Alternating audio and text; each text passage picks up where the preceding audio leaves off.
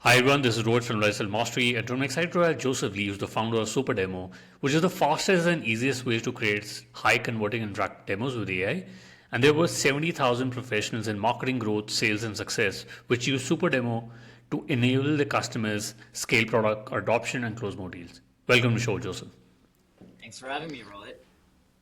Awesome. So before we talk about Superdemo, I was just wondering, how did you get into this crazy world of startups? Did you always want to be an entrepreneur?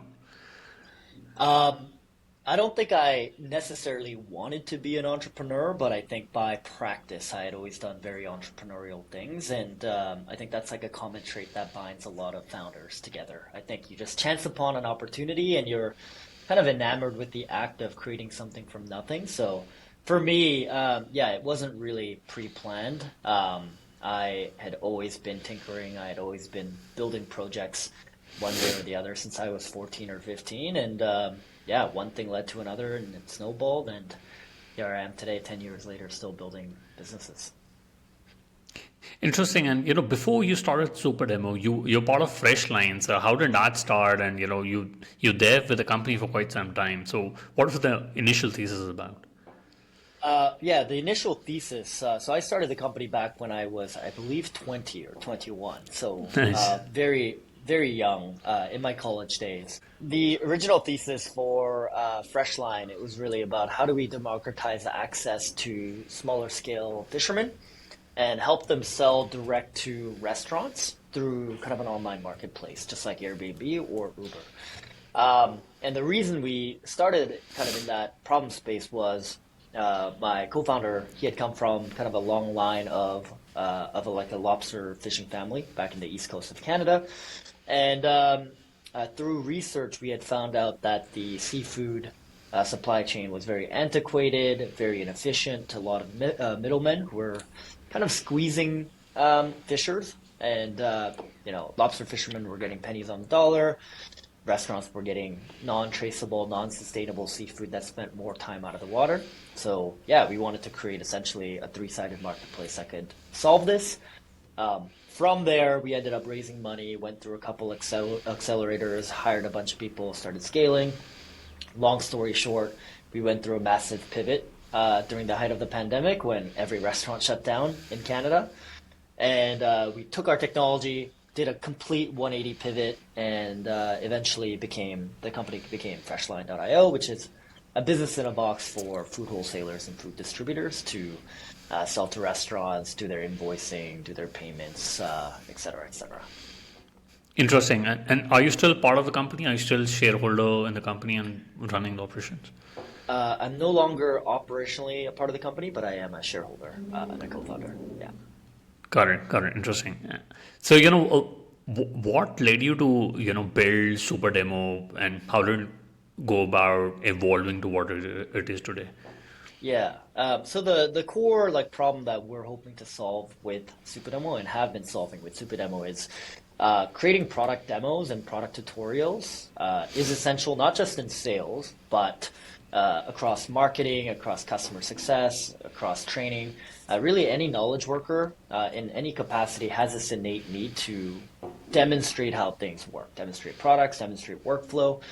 But doing so today, it requires a lot of manual effort. I'm sure we've all tried to record ourselves and created a script and recorded and re-recorded ourselves probably three, four, five times, only to have it be out of date once our product changes or just have prospects not watch it. So I went through that problem myself when I was building Freshline, when I was trying to convey our key benefits, our key features, how our functionality worked to owners at food distributors and food wholesalers that didn't necessarily understand technology.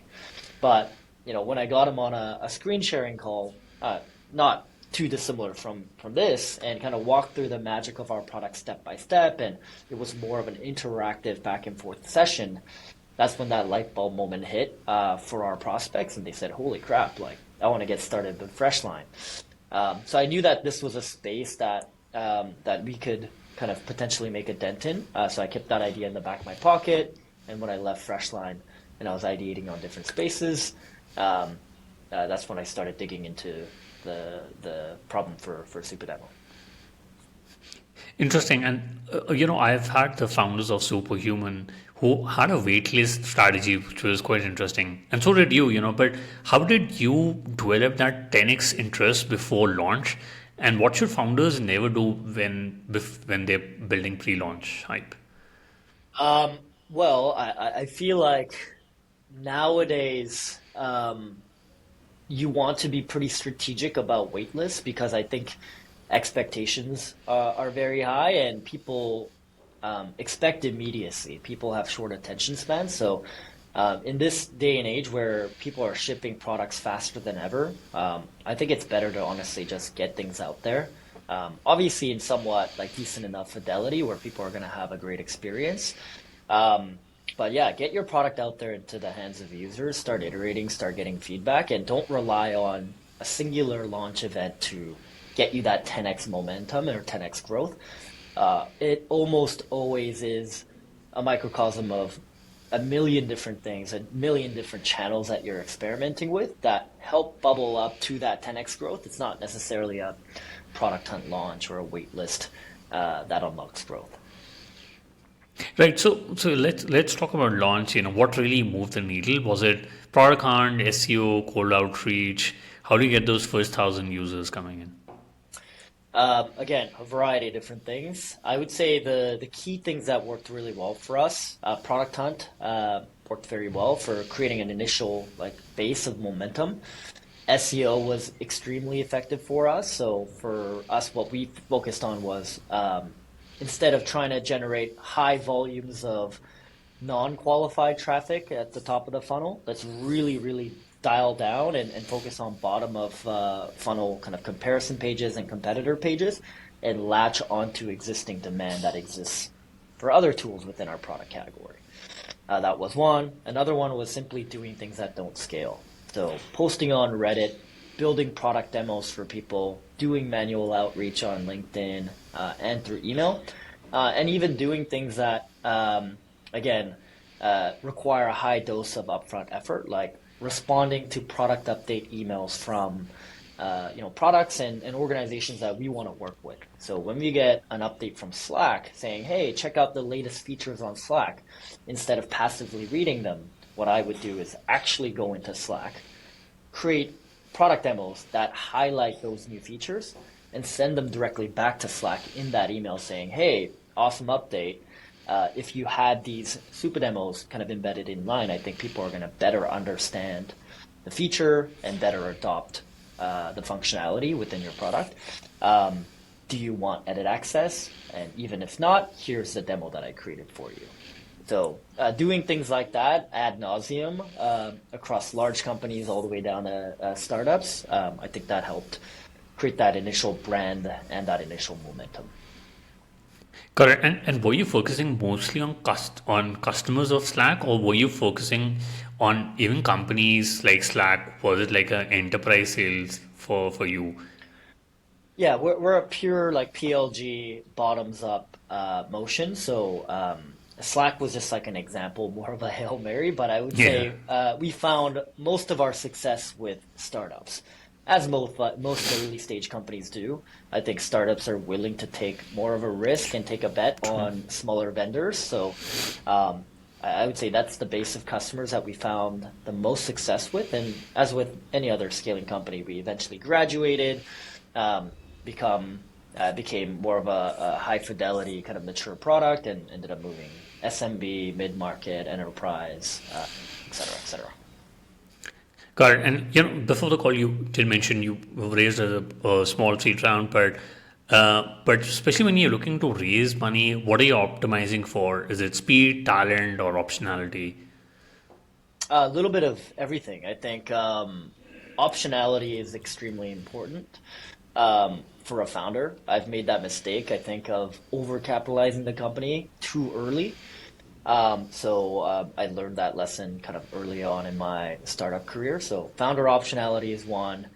Not raising more than you need, I think, is very important. Raising the appropriate amount where you're gonna have a little bit of buffer and safety, and you're gonna be able to deploy capital effectively without having to think about runway all of the time.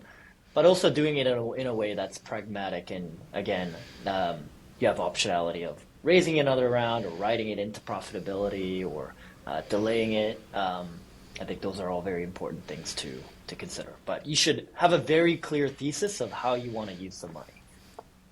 Current, interesting. And I've done the on deck BD fellowship, but you were an on deck, founder fellow, and previously built Freshline. So, what did you do differently with Superdemo, which based on your past startup scars, which allowed you to have that sort of momentum which you would not have had earlier?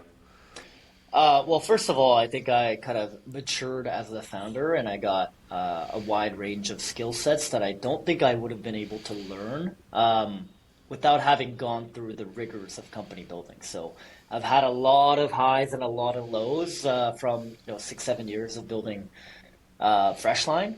And those are all lessons that I carried with me to not repeat the same mistakes or do things a little bit more pragmatically or building the right company culture. I think those lessons you really can't accelerate without having gone through the experience, I think.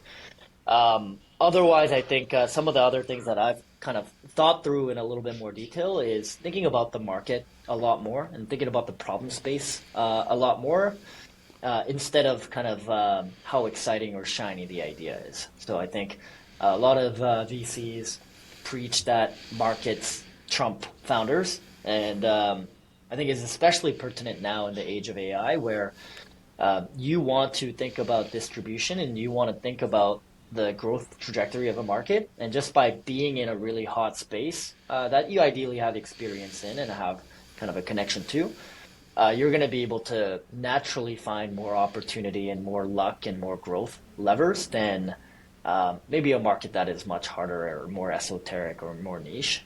Not to say you shouldn't be going after that market, but yeah, good market, good founder, you're always going to have better outcomes. And Joseph, everyone's launching AI demos now, but what's your moat, and what does Superdemo do better than incumbents or even open source?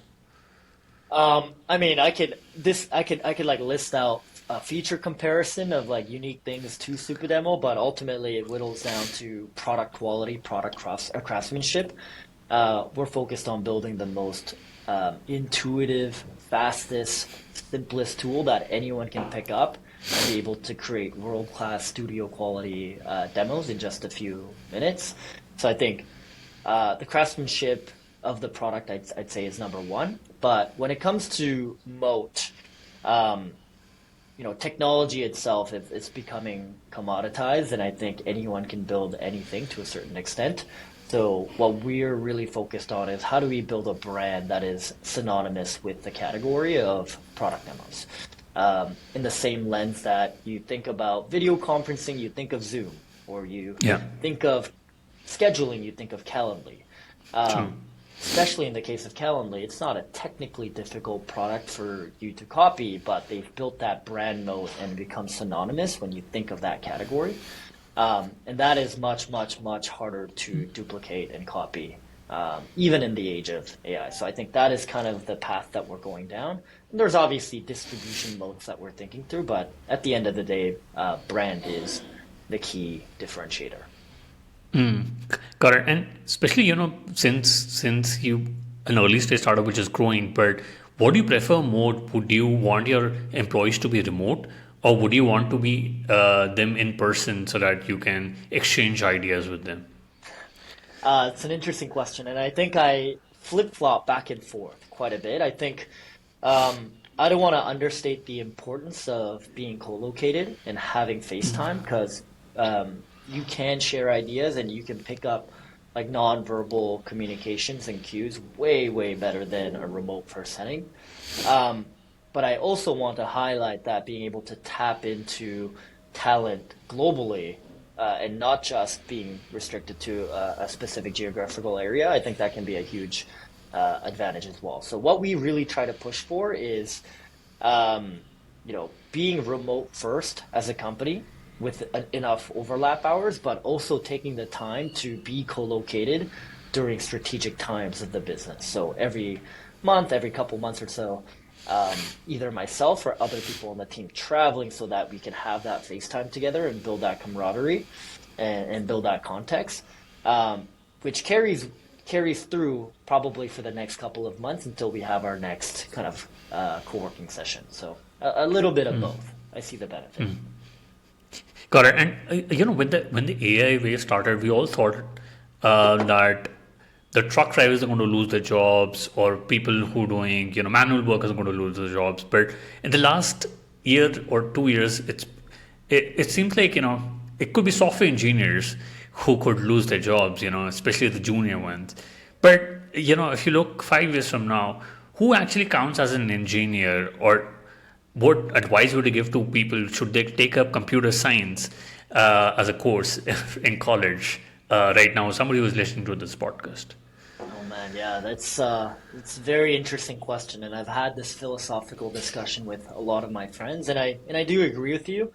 If we go down the current trajectory of it, like AGI and things becoming more and more advanced, exponentially, like every handful of months or so, uh, we're gonna have a bit of an existential problem at our hands, and I don't think that's relegated just to engineers. I think it's to lawyers, it's to marketers, it's to content writers, to founders even, right? It's across the board.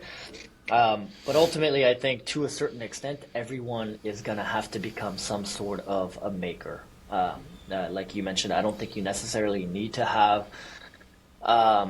deep technical chops, but you need the context in order to be able to prompt and give context to different models and to build. I think creativity and ingenuity can't yet be replaced.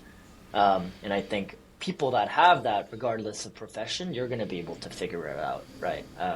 Whether you stay in the discipline of engineering or get into art, really anywhere else. But yeah, I don't have the answers. Yeah, I myself might be out of a job in a couple of years. Who knows? Yeah, yeah. But and how about product managers? Do you think designers will need to know how to create products? But do you think product managers will even exist in 5 years from now? Um, I think we are moving towards an era where we're going to have more generalists across design, across product, across engineers. So I think, like I mentioned, I would categorize all three, converging into the role of a maker.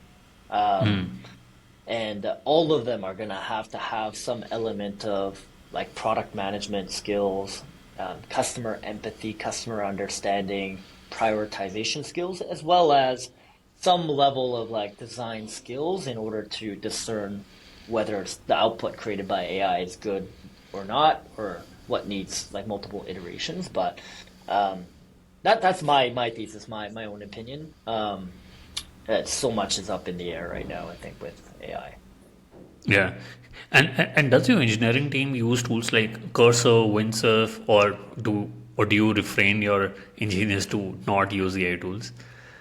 We, as an AI native company, we mandate the use of AI. If we're not using AI and harnessing it in the right ways to build customer value, who are we to say that people should use our AI tools, right? So we use it proactively and liberally, obviously, with like measures across the board, whether it be in marketing or design. Cursor is a key part of our workflow. Codex we also use as well. We use Windsurf, we use Claude Code. We try to use everything and try to be as on the bleeding cutting edge as we can be. Got it. And what's the one product bet that you made that seemed crazy at the time, but it massively paid off for you later on?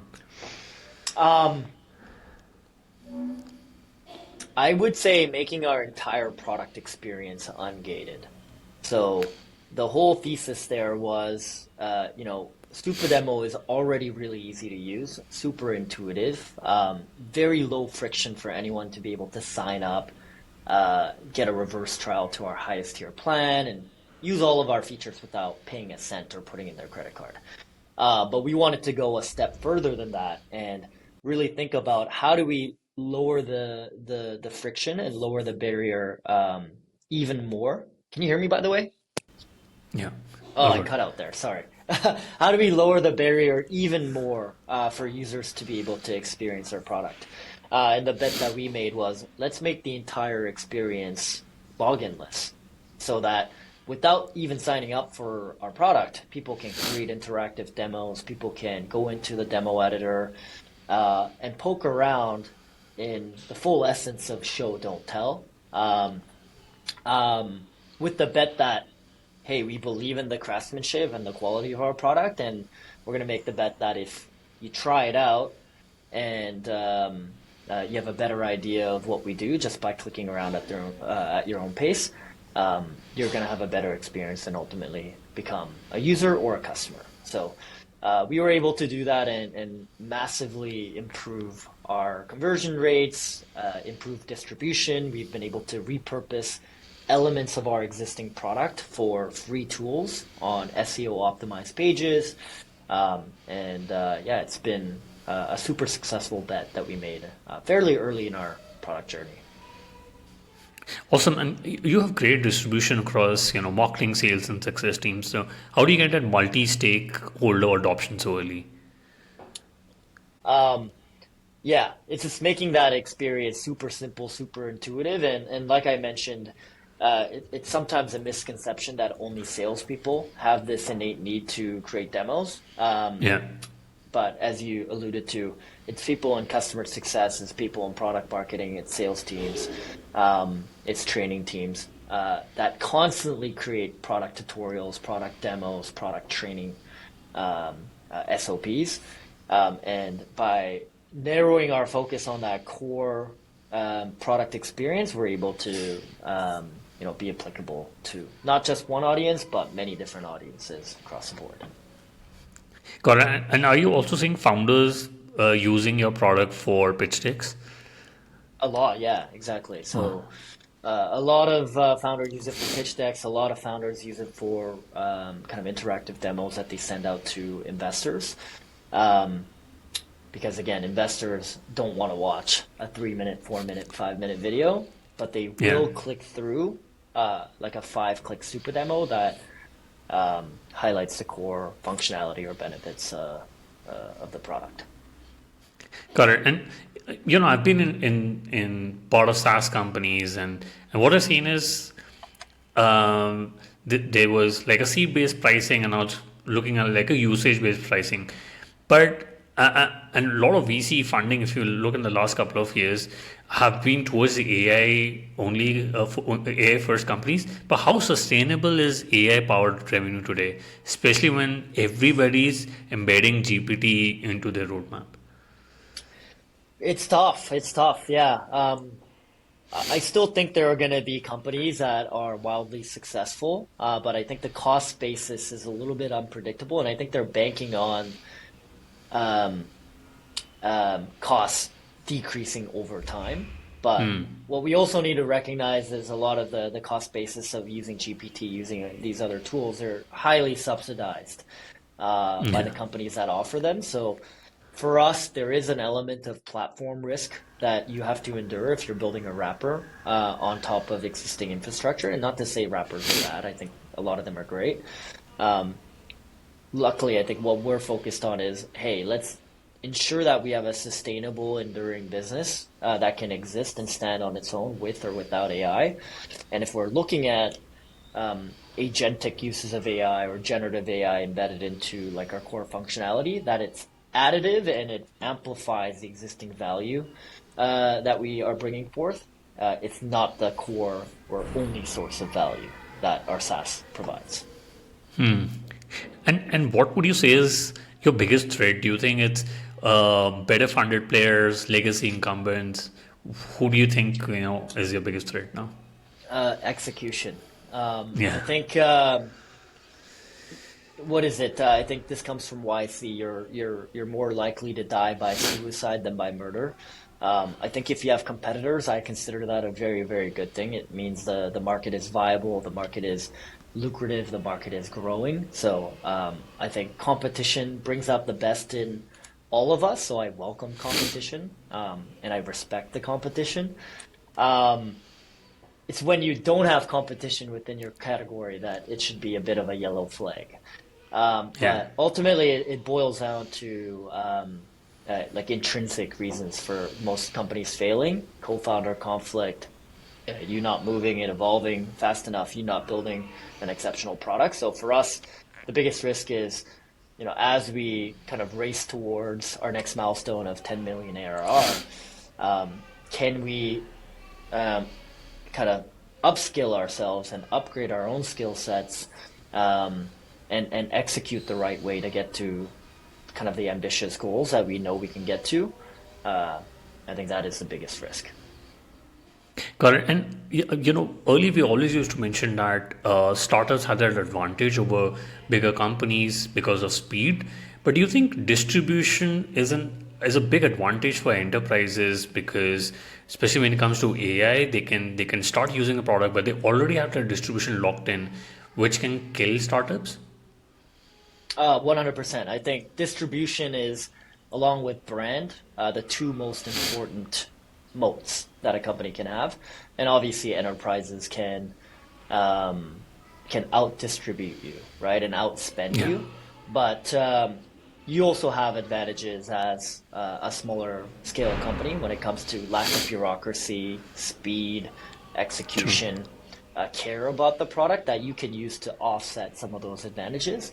And especially now, I think you can grow distribution fairly quickly by executing in the right ways as a startup. And there are like new markets emerging all of the time where an incumbent is not going to have the expertise or the distribution in it to rapidly gain scale. But yeah, distribution I would say is huge. We've seen that time and time again, right? With Slack growing really quickly and Microsoft rolling out Teams. Um, I think there are many, many ideas and examples of that, but ultimately you can only control what you can control, and manifest within a startup, and just focus on that and keep executing.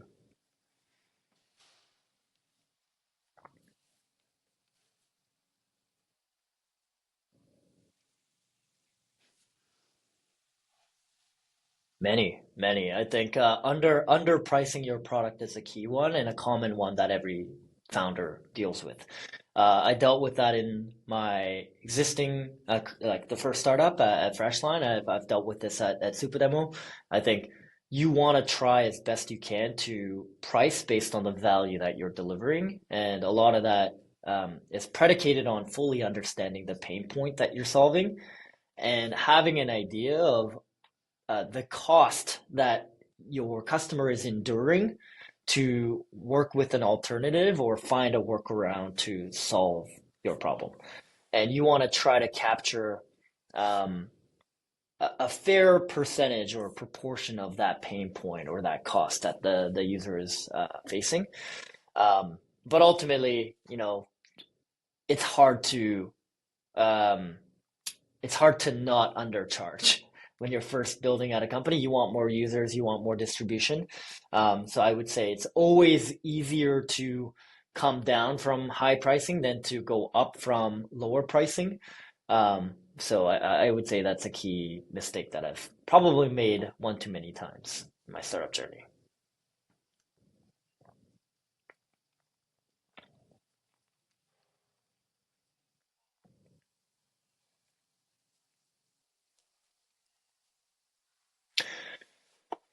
Yeah. I wouldn't say it should be based on milestone of like internal revenue or internal milestones, but I think it should be predicated on the evolution of the product. Are you layering on new functionality? Are you enduring more costs yourself by layering on maybe generative AI features that ultimately cost money, right? Is the product becoming um, multimodal or multi-functionality for or different ICP or different use cases? Are you layering on new features? So I think as the product evolves, I think naturally it makes sense to charge more. I will say that we typically don't increase pricing on like legacy customers. I think they've bought in at an earlier time and kind of taken a bet on you as a company as an early stage startup. So I think there should be some sort of reward for them for sticking around. So typically we try to kind of tier it and just increase it for future cohorts of customers. But pricing, I think there's a lot you can do, but I think you also want to avoid over optimizing pricing because it's not a science, it's more of an art.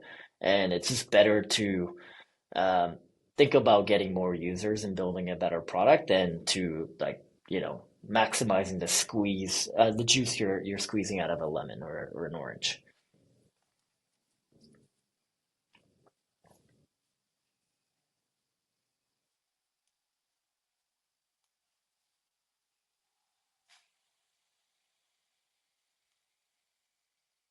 Sorry, could you repeat that?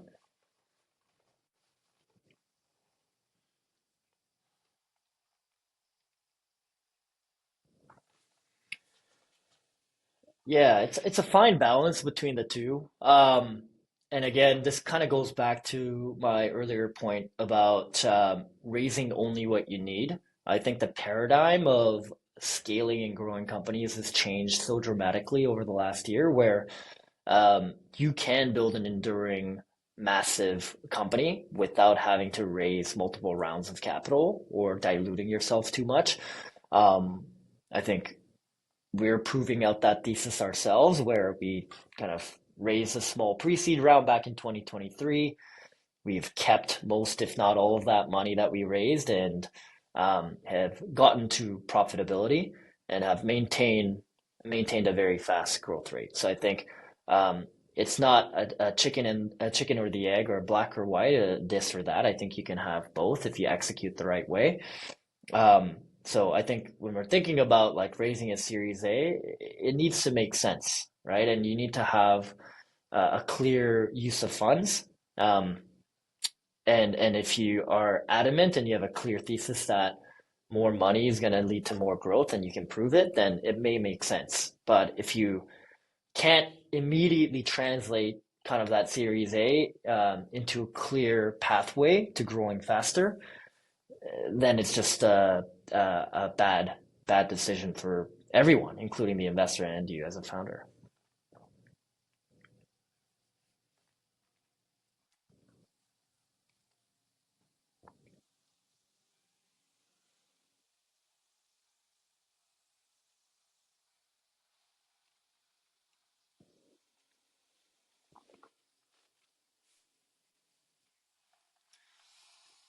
Yeah, it's tough. I mean, I do prescribe to the notion that being in a tier one high density city, uh, it's going to expose yourself to opportunities, luck, network, and growth that I wouldn't say impossible, but harder to achieve in a tier two or a smaller city. And that's primarily the reason why I moved from Vancouver in Canada to New York City.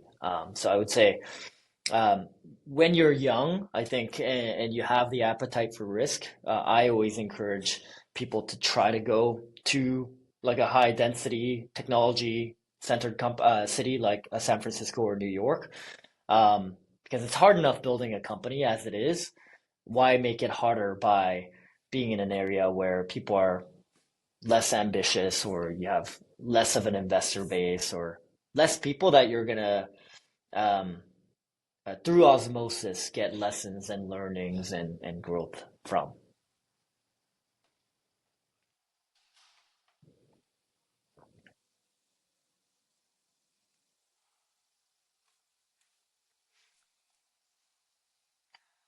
Um,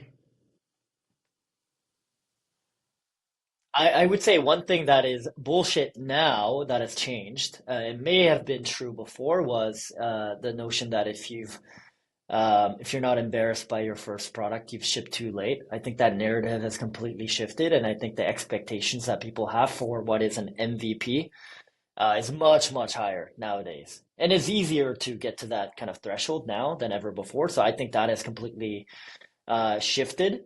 Um, and that's something that is true, like I've mentioned, is market trumps founders. I think if you have even mediocre founders that are in an amazing market, fast growing, great distribution, um, uh, highly in demand, the odds of them being successful is way, way, way higher than what looks like a big market, but maybe is a tar pit opportunity with amazing, exceptional founders, right? And you see that time and time again where in opportunity spaces like trucking or distribution or logistics. It's a big TAM and very sexy, but it's a very tough market to try to crack.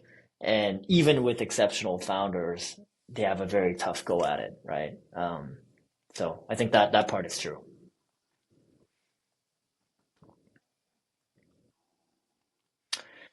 Um, I love autobiography, so I'm gonna say Shoe Dog. I think they've done a really good job of painting Phil Knight's story and the stories of people that actually like worked behind the curtains and did a lot of the work of scaling Nike and celebrating them, not just the founders.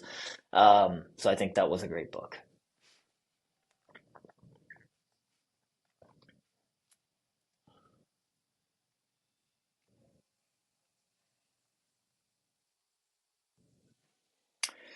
I would spend a little bit more time on hiring the right people. I think we made some hiring mistakes early on in our journey.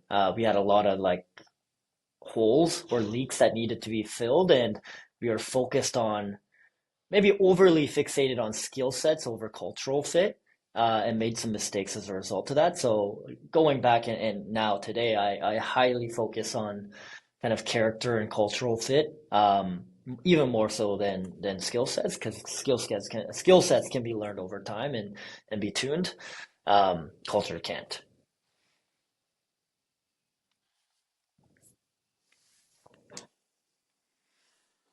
Um, I love Slack. I use it every day. I think it's an exceptional tool. Stuart Butterfield, he's also Canadian, and I think they have a pretty big office in Vancouver. So always have to give a shout out to another Canadian.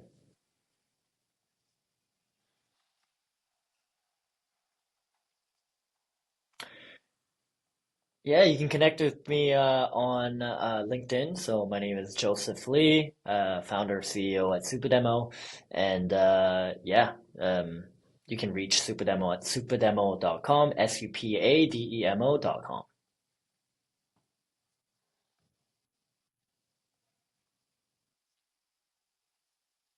Beautiful. Okay, thanks for having me.